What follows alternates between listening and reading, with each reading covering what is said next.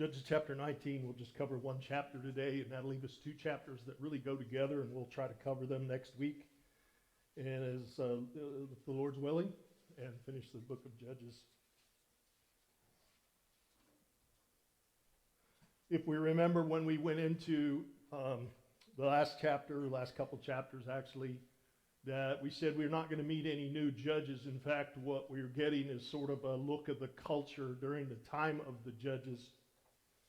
And many of the scholars would say that this is more of a picture of even back to the beginning of the time of the judges. So it's not necessarily in any chronology after these judges were introduced to us, but this is sort of a picture of the culture during that entire time. And of course, we saw the idolatry, the apostasy in the last two chapters. And maybe you enter into chapter 19 thinking, well, it can't get any worse. Yeah, it gets worse.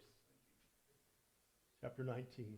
And it came to pass in those days when there was no king in Israel, that there was a certain Levite staying in the remote mountains of Ephraim. He took for himself a concubine from Bethlehem of Judah, but his concubine played the harlot against him and went away from him to her father's house of Bethlehem in Judah, and was there 4 whole months. Then her husband arose and went after her to speak kindly to her and bring her back, having his servant and a couple donkeys with him.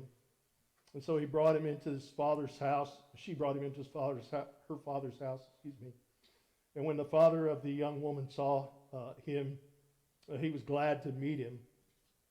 And now his father-in-law, the young woman's father, detained him, and he stayed with him 3 days. And so they ate, they drank, and they lodged there. So far, so good, right? So this again, we see this picture of the mountain of Ephraim, and it's right in the heart of Israel. And we're gonna be told this story about this Levite who has no name, and this woman who we're not given a name. And it's sort of, again, this writer has given us a picture of the culture. It could have been any Levite, is kind of the presentation. It could have been anybody in Israel at that time, because of what was going on was so widespread. And so he gives us these characters of this story, and I believe this to be very true. He just doesn't give us the names so that we can see that it is a general outline of what the culture looked like. This Levite took this concubine living in the mountains of Ephraim, which is where we saw the apostasy, we saw the idolatry, but it was right near Shiloh where the tabernacle was too. And it was right there in the heart of Israel. He took this concubine for himself, concubine being a wife, but kind of a lesser wife, one that doesn't have the full rights of a wife, and even the children, the offspring, would not necessarily have to have the full inheritance with the father, yet the father could accept him into that full inheritance. And so he takes this concubine from Bethlehem in Judah, and then it says she played the harlot against him. It's funny because the Septuagint says that she became angry with him. And it's kind of interesting, a big difference, because playing the harlot versus becoming angry. But the phrase is translated that so many different ways that it's hard to tell exactly what it is that came between them. But some rift between them, something came between him, and she went home to her father's house at Bethlehem. And it took a whole 4 months before he decides that he is going to go and speak kindly to her and bring her back, and which I find interesting. Later when we see all of what's going on, we learn more about this man. It seems very self-serving for him to go back and to get her and bring her back, that it served his purposes and not necessarily sort of their marriage. Dad was glad to see this Levite come back to speak. He welcomes him right in. And you go, maybe Dad didn't necessarily want his daughter back home, that he done married her off once. It was kind of hoping and it was a shameful thing to know for the community to see, hey, this daughter was married off, went with this man, and then suddenly she's back home. And so it brought shame to the family in those days. And so Dad is very hospitable, so he becomes this one part of the contrast. So the writer is setting up a contrast. And the first part of this contrast is this man is very hospitable. He says, come on in, come in, I'll take care of you. You're under my house, under my roof. I'm going to feed you and take care of you and just stay here and be comfortable. What can I do for you? Is there anything? And so that's what this hospitality, and that was normal. That was what should have been normal in the culture. That was normal for any of those people. So when someone came into your care, came to visit, and even a stranger coming by traveling, it was expected that they would be welcomed and you would provide for them. And that provision was really normal, would be about 3 days. That you would offer them 3 days. 4 days, then, they begin to transition at 4 days. And but what we see then, let's go on in verse 6. Then it came to pass on the 4th day that they arose early in the morning, and he stood to depart. But the young woman's father said to his son-in-law, refresh your heart with a morsel of bread, and afterward go your way. And so he's extending the hospitality beyond normal. So now this is not just hospitality. This is over the top.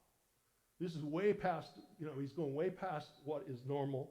And he really begins to, this looks like a very special circumstance, right? Or a special man. And he is really setting this contrast up, the writer is. So they sat down, the two of them ate and they drank together. Then the young woman's father said to the man, please be content to stay all night. Let your heart be merry. And when the man stood to depart, his father-in-law urged him, so he lodged there again. Then he rose early in the morning on the 5th day to depart. But the young woman's father said, please refresh your heart. So they delayed it until afternoon, and both of them ate. When the man stood to depart, verse 9, he and his concubine and his servant, his father-in-law, the young woman's father, said to him, look, the day is now drawing towards the evening. Please spend the night. See, the day is coming to an end. Lodge here that your heart may be merry. Tomorrow you go away early so that you may get home. Dad is really a very hospitable, going beyond what was normal, enjoying the company, maybe enjoying just having someone to share with. We don't know. But we see this as beyond what was expected. And finally, verse 10 then, however, the man was not willing to spend that night, so he rose and he departed. And he came opposite Jebus, that is Jerusalem. With him were 2 saddled donkeys. His concubine was also with him. And they were near Jebus, and the day far spent. And the servant said to his master, come, please, and let us turn aside in the city of the Jebusites and lodge in it. I'm having functional problems here. I'll lose my little marker and I'll be all lost. And so the servant says, let's turn aside. It's getting late. The sun is going down. Being on the road after dark was dangerous. You just didn't do that. And particularly in a small group where it was just the servant himself and his wife. They were subject to being robbed or worse. Verse 12, but the master said to him, we will not turn aside here into a city of foreigners who are not of the children of Israel. We will go on to Gibeah. And so he said to the servant, come, let us draw near to one of these places and spend the night in Gibeah or in Ramah. And they passed by and they went their way, and the sun went down on them near Gibeah, which belongs to Benjamin. They turned aside there to go in to lodge in Gibeah. And when he went in, he sat down in the open square of the city, for no one would take them into the house to spend the night. So the journey started late in the day for them. They come to Jebus, which was what we know as Jerusalem, is still inhabited by the Jebusites, and which are Canaanites. They're not Jews. He said, no, we're not going to go spend the night in this city of foreigners. We're going to go on to a city of our own people, of our own tribes, and go up to Gibeah, which is the tribe of Benjamin. And so he wasn't comfortable whether it was because he did not felt threatened by this other group, or felt it was maybe even a religious decision that he didn't want to be in this Gentile community. And we really don't know. What we know is that he passed on this thinking that this was going to be much better to go to Gibeah. When he gets to Gibeah, we begin to see the other side of the contrast. Normally when a traveler would come in from out of town, that particularly late in the day, that someone would see to their needs, that someone would grab them and say, hey, let me take care of your animals, let me give you food, come in and wash and eat and have a place to sleep. And there was no one to take them into the house to spend the night. So we begin to see the other side of the contrast verse from his father-in-law just the previous several nights. Verse 16. Just then an old man came in from his work in the field at evening, who also was from the mountains of Ephraim. He was staying in Gibeah, where the men of this place were Benjamites. And when he raised his eyes, he saw the travelers in the open square of the city. And the old man said, where are you going, and where do you come from? And maybe the unsaid question is, why are you here? I think it's interesting that he calls him an old man, which maybe is presumed to be wiser than most, that he is from another area, but yet he is in Gibeah. He begins to look a little bit like Lot in Sodom. And we see a lot of similarities as this story goes on. And so he said to him, we are passing through, verse 18, we are passing through Bethlehem, or passing from Bethlehem, in Judah toward the remote mountains of Ephraim. I am from there. I went to Bethlehem in Judah. Now I am going to the house of the Lord. But there is no one who will take me into his house. Although we have both straw and fodder for our donkeys, and bread and wine for myself, for your female servant, and for the young man who is with your servant. There is no lack of anything. He says we have all we need. One little note on that is that, again, the sort of Septuagint has a little bit different take on it. Septuagint says, where he says, I'm going to the house of the Lord, the Septuagint says he's going to his house. And it was kind of interesting because the idolatry and that sort of worship center that was set up in Micah's house in the previous chapter, he considered that in this worship place of Yahweh also. And so the fact that these are called one, the house of the Lord, he was going to the house of the Lord, which was near by where he lived, if he was in the mountains of Ephraim, or he was going to his house, and that there was idol worship, and he considered that the house of the Lord is a possibility based on what we were seeing and what we will continue to see.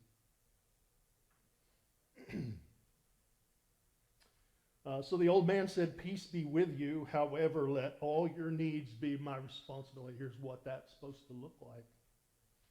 He doesn't even know these people. He just sees them in the street. He says, come, let all your needs be my responsibility. Only do not spend the night in the open square. And so he brought him into his house, gave him fodder for his donkeys, and they washed their feet and ate and drank. The fact that he said that there's an issue, don't spend the night in the square.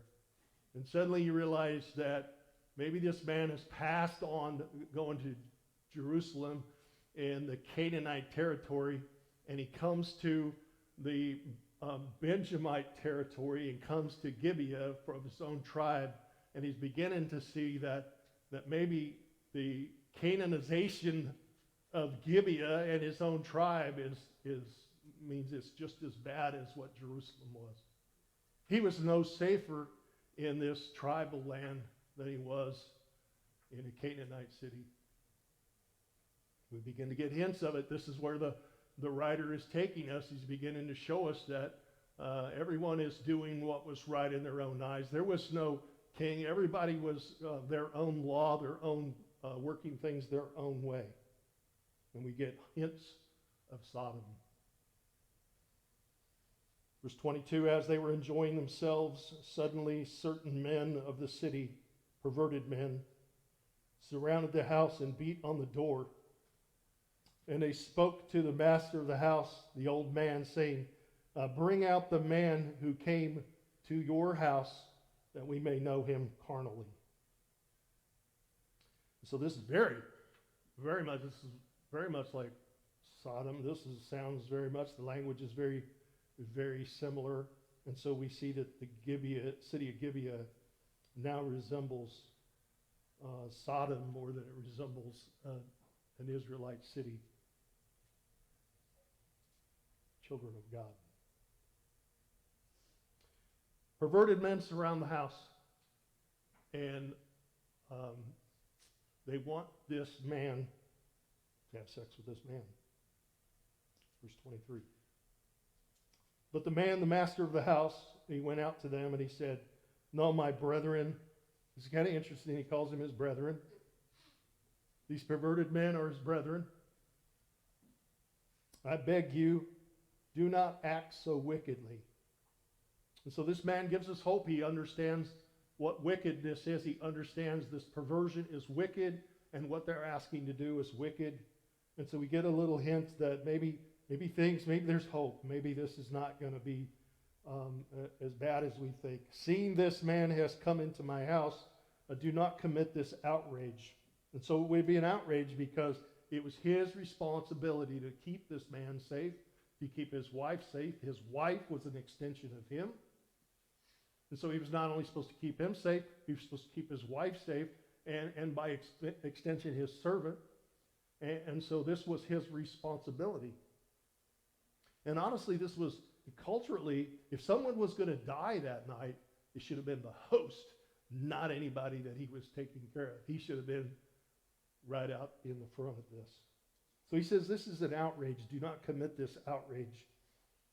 He says, look, here is my virgin daughter and the man's concubine.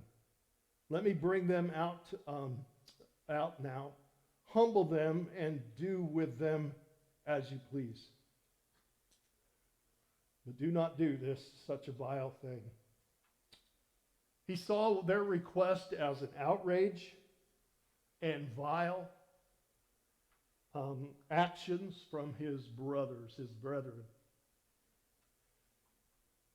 But offering his own daughter and offering this man's wife seemed like a good solution to him.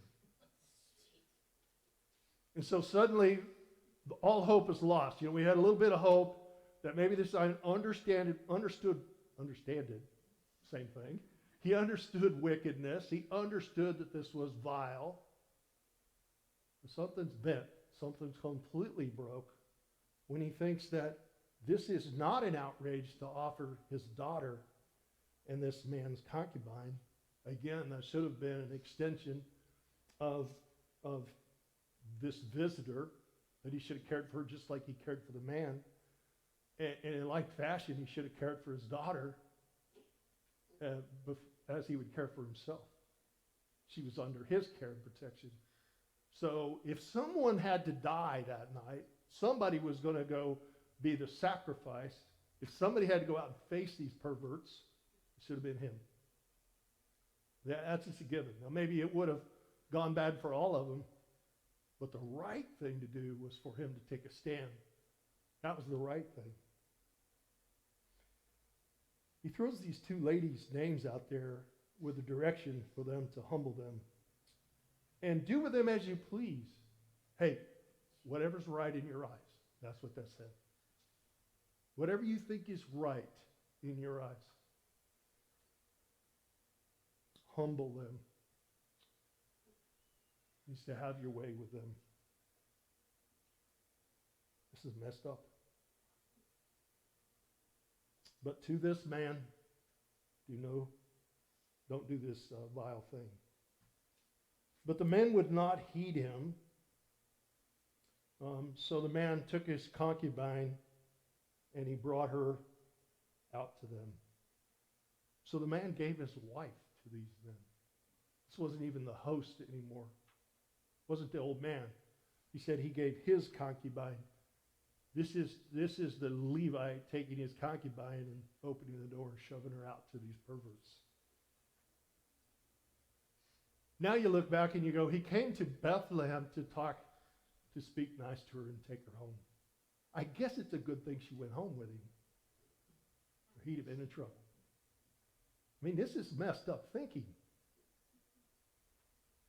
This is the kind of thinking you run into when everybody is doing what's right in their own eyes, right? Because everybody can justify their actions. These men would not heed them because they really wanted the man. He takes his wife and throws her out to them, trading her life for his life. And they knew her and abused her all night until morning. And when the day began to break, they let her go. Knew her and abused her. Knew her was a euphemism for they raped her and abused her. They beat her. They raped her and beat her all night until morning, and they let her go. Then the woman came, verse 26, as the day was dawning, and fell down at the door of the man's house where her master was till it was light. She was unable, apparently, to knock on the door, unable to open the door, but she fell at the door. Verse 27, when her master rose in the morning,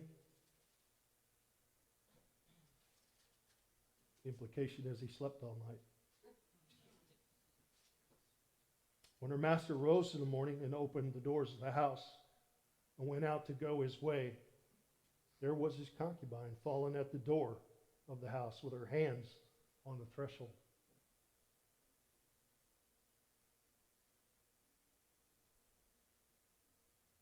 And he said to her, "Get up and let's be going." But there was no answer. So the man lifted her onto his donkey, and the man got up and went to his place. Doesn't say she's dead. She may or may not have been dead. She just could not answer. And don't miss the picture. The writer wants you to see that this man slept all night while his wife was being raped and beaten. And she fell at the door with her hands on the threshold, seeking for someone to take a stand for her, seeking some safety, seeking some hope to be delivered from this. But there was nobody home there for that.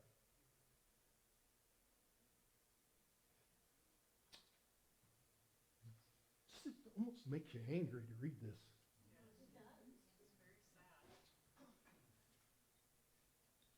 When he entered his house, he took a knife. He laid hold of his concubine and divided her into 12 pieces, limb by limb, and sent her throughout the territory of Israel. And so it was that all who saw it said, "No such deed has been done or seen from the day that the children of Israel came up from the land of Egypt until this day. Consider it, confer, speak up." Consider it, confer, speak up. I think that's what this is what we are to carry away from this chapter. This is what the author would say. that things were dark, that everyone was doing what was right in their own eyes. And it's time for somebody to consider it, to confer, to come together, and to speak up, to do something about this, at least take a stand against this. This should not happen.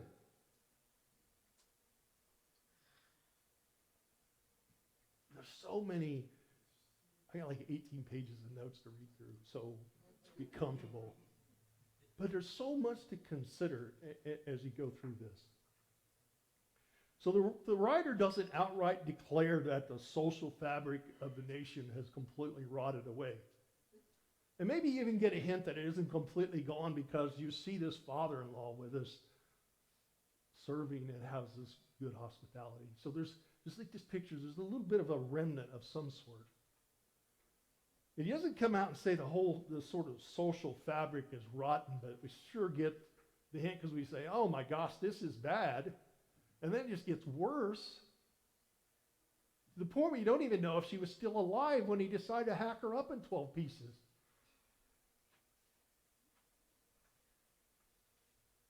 I think it would be naive for us to think this is a one-off. This is a bad town with bad people. This is not the message that the writer was wanting to send to us. Wasn't one town where they had a bad weekend and things were south. This is a picture of the culture. This is a picture of what was going on those days, because everybody was doing what was right in their own eyes. Well, what does that look like? There's no boundaries. There's no anchor point.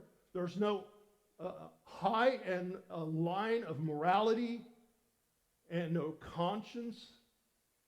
That everybody can set their own boundaries, their own ways. And as such, if there is no right or wrong, because they've discarded God, he is the one that determines right or wrong. If there is no God, there is no right or wrong, in which case the Gibeonites, who's to say they did wrong? Who's to say he was wrong when he hacked her up into 12 pieces? It was certainly right in his eyes. But the fact that it even bothers us to read it and stirs is because we know there's a God who was offended long before we were offended by reading this, right?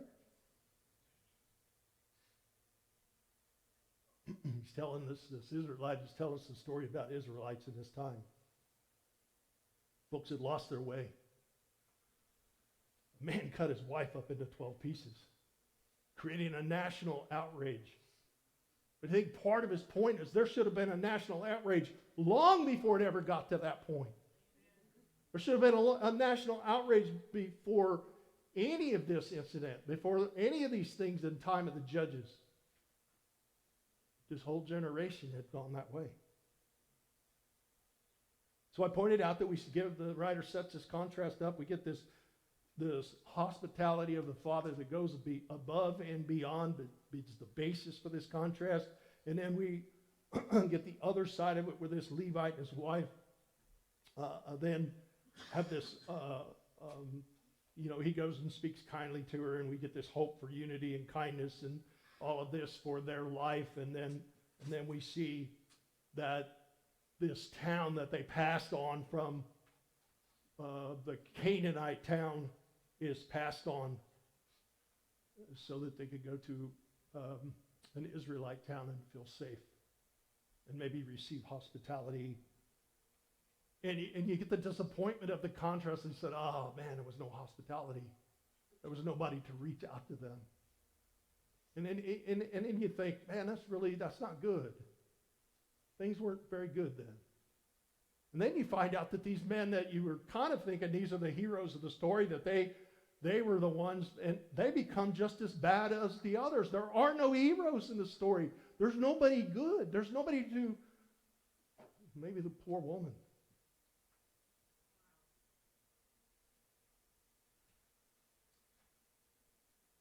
If somebody was going to die, one of those men or both of those men should have been first.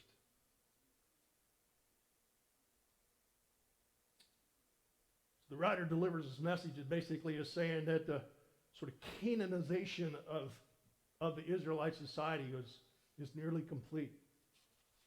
You understand what that means? This is when God brought them into the land, he said, go in and take the land and I will conquer it for you. This is like God's like daddy coming alongside and said, you go conquer the land, but I'll fight the battles. I will remove them. If you don't go fight them, God wasn't going to do it for them. And in fact, it says that he left some in the land so that this second generation would learn to fight for what God had given them. They didn't fight for it. And so they let these others live in their land. They let this evil and this wickedness and all these other gods live in the land. Their failure to eliminate the sin and that junk and apostasy and idolatry and the wickedness from their land and their culture has now come around to where it was killing and destroying them. They were just trying to be good neighbors, just trying to get along. And they allow the wickedness to exist that turns around and consumes them, their life and their culture. Moses warned them of this numerous times, right? We could read several of those warnings. One of them in Deuteronomy 8, if you by any means forget the Lord your God, which is very clear that they had, and follow other gods, which is very clear that they are, and serve them and worship them, I testify against you this day that you shall surely perish. As the nations which the Lord destroys before you, so you shall perish, because you would not be obedient to the voice of the Lord your God. So I'm going to destroy the Canaanite nations. If you act like the Canaanite nations, I'm going to destroy you too. And it's fascinating, and you watch the Israelites saying, but we're God's chosen people. God would never do anything to us. You can see in the prophecies much later on down the timeline of the history of Israel. They would say, we're God's chosen people. This is Jerusalem. This is God's holy land. He would never do that, and yet they were running, worshiping other gods, relying on other things against God's commands. Till God proves that his word was true and right. What a rude awakening. How is it that we are avoiding this? How is it just a quick thought. And I get back to my notes and we'll never get through it. How is it that this nation is not sweating bullets for what's going on in this nation, or this world is not concerned about what God's going to do one of these days? They say, well, we don't believe in God. It don't matter if you believe or not. Man, if we're offended, if this stirs us and just sort of makes you a little nauseous reading it, what do you think God thinks about it? So the Canaanization of Israel is way down the line. It's really gone a long way in just one generation. The borders between these cultures were compromised, right? They were allowed to stay in the promised land. They didn't build a wall of any kind. And the sovereignty of those people and God's people were polluted by all of these things.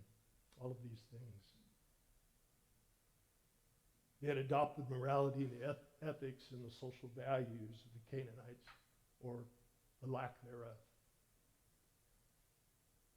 Look, evil, what a section I just called the dirty deeds, because I don't know what else to call it. It's what it is. Evil is always going to exist in this world until the Lord comes. We understand that. But it is our response to evil that we get to control. And when we stop being appalled, or we get so used to seeing it, we just don't even notice it anymore. We're not part of the solution anymore. We're part of the problem.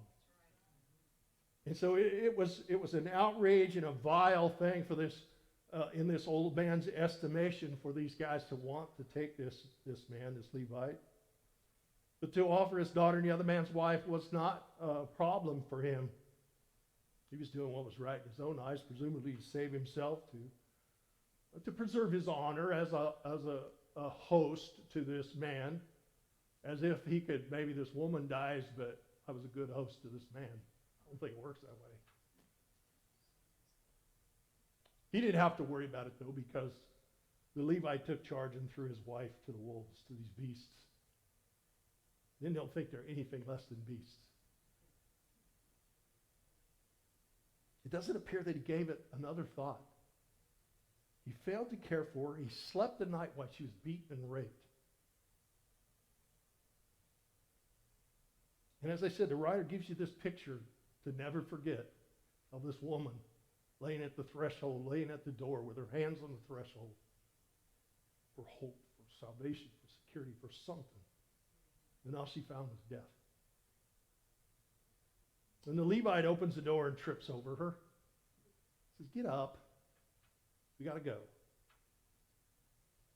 And suddenly this man becomes a reflection of the culture. It's fascinating that we see and we learn enough about this man now. We go, why was he even concerned about passing by Jebus? Why didn't he just go in and join him? He's just like him. But he was holding some sort of maybe ethnic or some position, thinking he was still above all that. But in fact, he was just like him.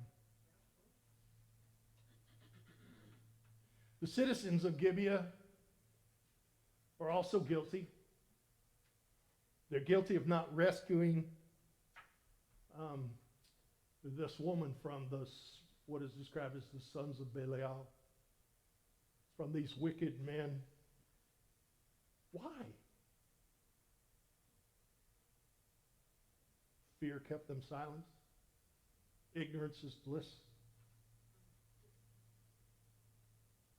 Why didn't the German Christians do something to try to rescue the Jews?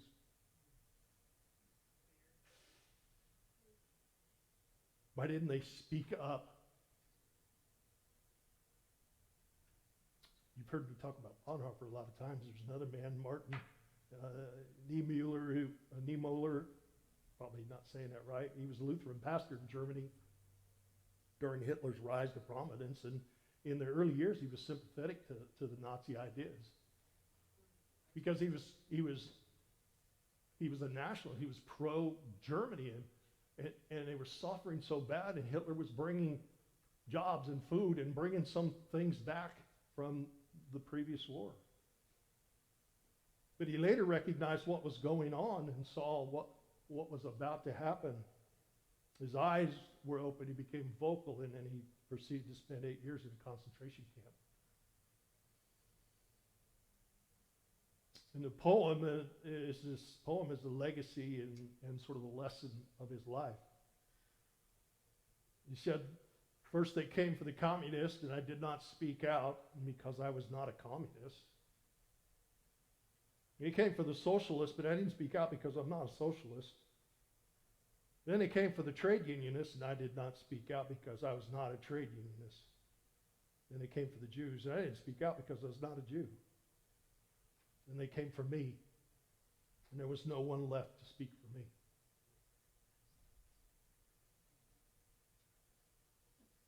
I look at what's going on today, you see the progressives that are drunk with the power, and they think that no one will ever come for them.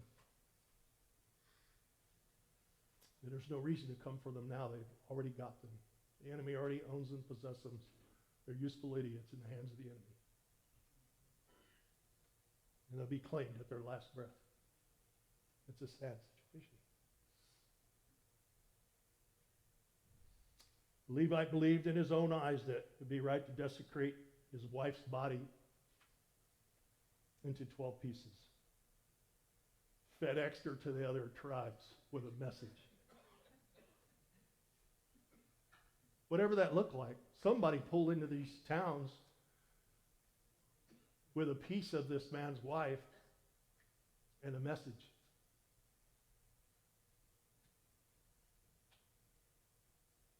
The message did not include that, hey, I threw my wife to these beasts. The message didn't include that, hey, I'd failed my wife and I failed to guard her and protect her. He left that part out. Takes no responsibility for himself. He deflects this blame all into Gibeah, that these wicked men, and there's no doubt they're wicked. What he was doing was delivering shock value for a response. Boy, that would have been shock value. When the response is, we've never seen anything like this. They weren't talking about these men trying to rape this or raping this woman and killing it. They weren't saying, we've never seen anybody that wicked. They're saying, we've never seen anybody cut their wife up and send her across the 12 tribes. What kind of sick thing is this?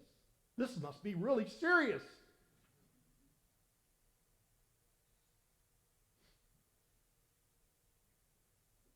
It was shock value for a nation that was cold and dead and lost its feeling, lost its way.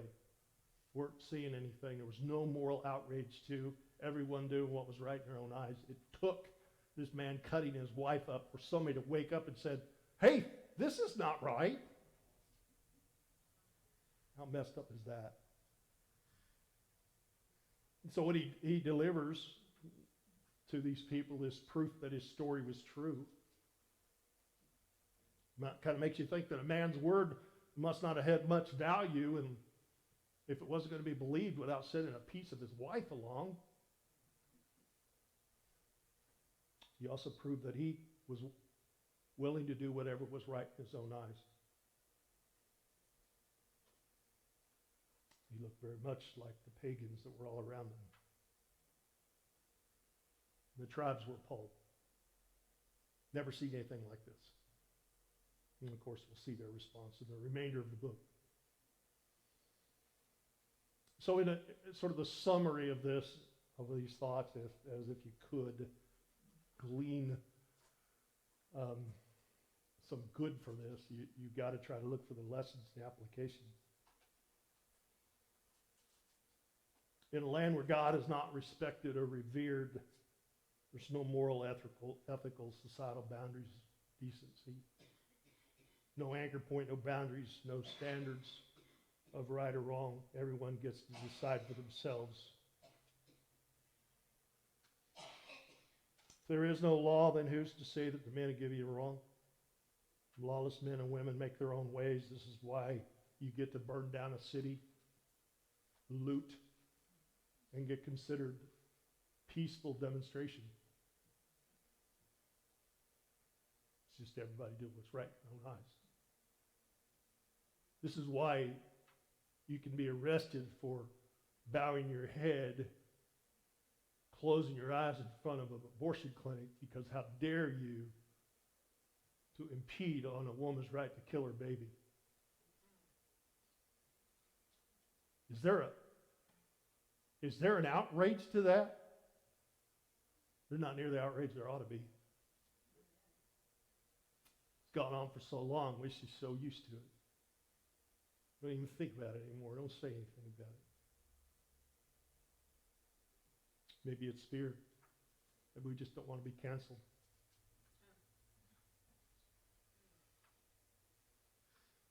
Humans seem to be very good at ignoring the wickedness around them until it touches them. And then the wake-up call is almost unbearable. And it leaves you standing and wondering when and how things got so bad. Oh, we've all said it, haven't we? What has happened in the last few years? How did this come about? It was so fast and so furious, and it left our heads spinning, and it's just picking up pace. It's picking up speed. Now they want to take your children and convince them they're another sex and begin sex change operations without parental consent. And they'll throw you in jail if you interfere. That's what's happening. How dare you? Because everybody gets to do what's right in their own eyes. When there is no God, there is no law. Or we can just pass our own sort of human laws as if that somehow makes it right. It's easy to say, well, it was when they took prayer out of school. That's a common one. It all started when they took prayer out of school. It's all of those people who perpetrated their evil agendas on us. We never see ourselves as part of the problem. That's the problem. If you're not part of the solution, it wasn't because there was no king in the land, because there was no Lord in their heart. Everyone was the Lord of their own life. When we're on the throne, we set ourselves up to be served, and every moment of the day becomes about me. And in time, maybe it's our last breath, hopefully before, every person will come to know how small their little throne is. And all the power and authority that we might think we have had is revealed for just a little paper tiger. We begin to see ourselves for what we really are. And so the call from Christianity, the call from our Lord is to get off the throne and put him on the throne.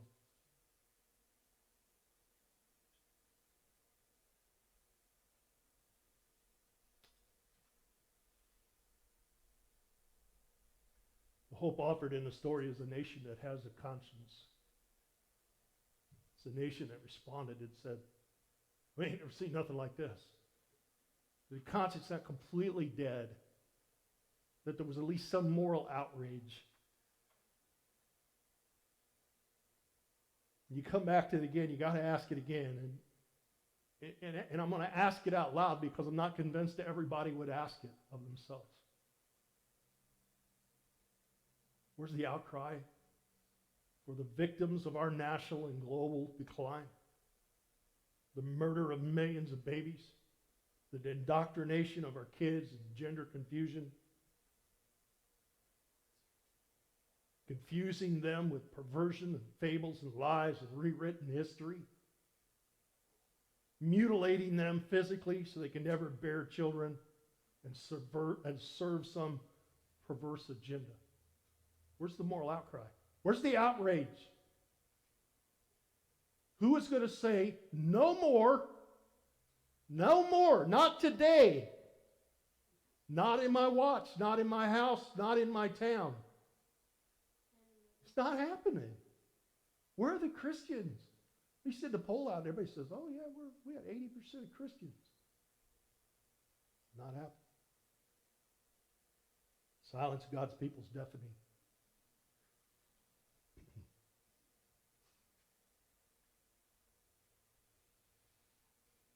Makes me wonder when the day comes, all us grumpy old people that carry our Bibles around, when they're done with us and we can't fight back, when they just decide we really don't have a useful place in society anymore. And they decide to get rid of us like they get rid of those babies. Don't think it won't happen. Honestly, our silence is doing what's right in our eyes. Hosea 9 is a prophecy against Israel's harlotry. And Hosea uses the days of Gibeah as a term to express the darkness and the moral decline and corruption of sin on a culture. The watchman of Ephraim is with my God, but the prophet is a fowler snare in all his ways, enmity in the house of God. They are deeply corrupted as in the days of Gibeah. He will remember their iniquity. He will punish their sin.